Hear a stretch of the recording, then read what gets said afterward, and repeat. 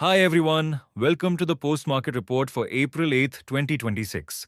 Here we are going to discuss how the markets traded today along with some stocks in news as well as bonus coverage of a commodity in focus. Today we start off with a macro update.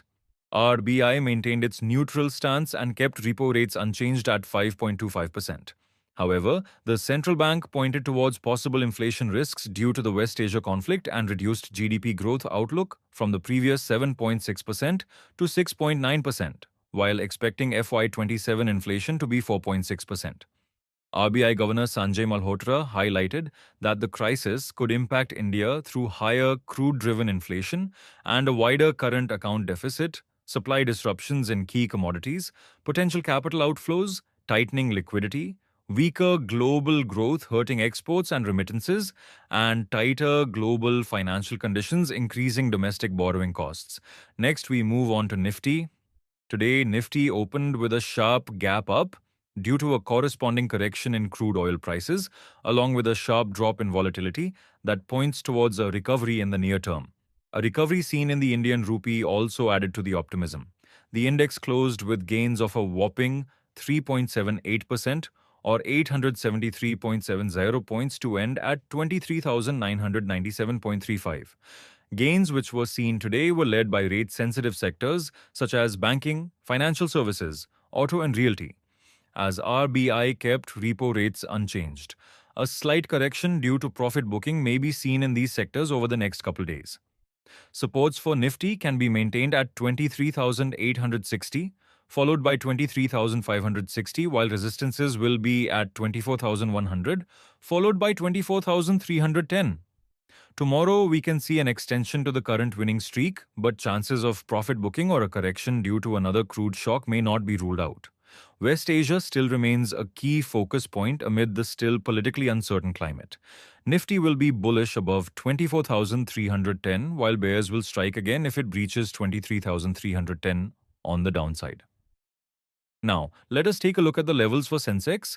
The BSE Index 2 showed stellar gains of 3.95% or 2,946 points to close at 77,563.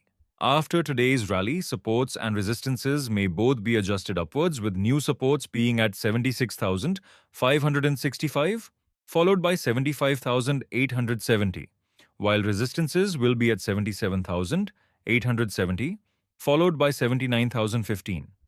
Bulls will intensify their attack above the latter resistance level of 79,015, while bears will take over once again only below 73,955. Next, let us check out what happened for crude oil prices. After a huge drop, crude oil prices stabilized below 8,945, which was our stated level below which bearish momentum would take over. For now, after Trump's announcement of a ceasefire for the next 2 weeks, contingent on the opening of the Strait of Hormuz will lead to stabilization of prices at a lower level.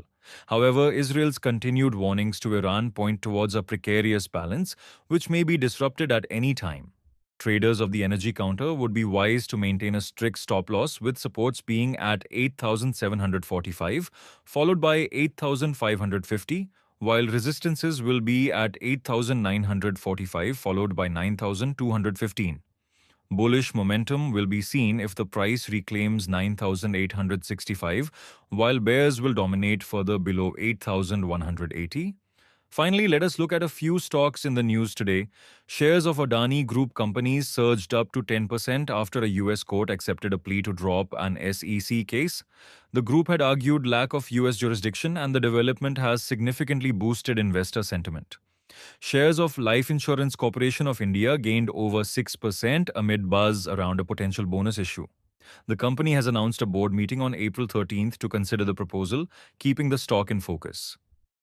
Shares of Titan Company Limited jumped around 6% after reporting strong jewelry segment growth in Q4 FY26.